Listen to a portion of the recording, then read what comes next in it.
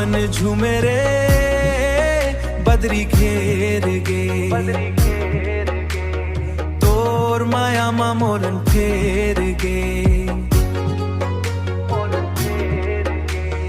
रिम झिम पानी भिंजे गली गांव, तोर संग जिए बर कर थाओ चाव। सावन झूमे रे बदरी घेर गे,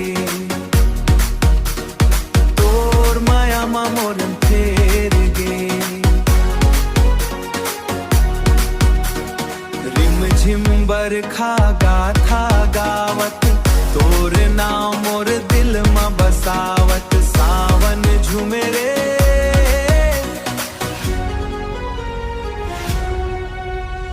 महुआ के डार म पंछी गावत, हरियर खेत हा हंस हंस लहरावत।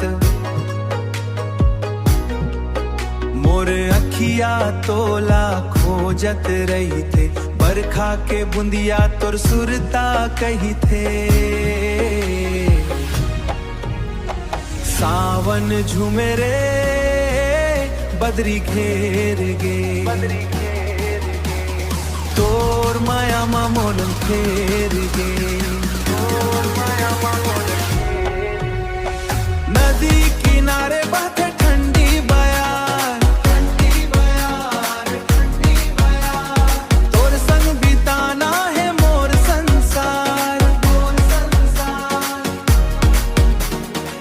माया के डोरी कभू नहीं टूटे, जन्म जन्म तक तोर संग छूटे नहीं। सावन झूमे रे बदरी घेर गे, ओ सावन झूमे रे। जान वो जान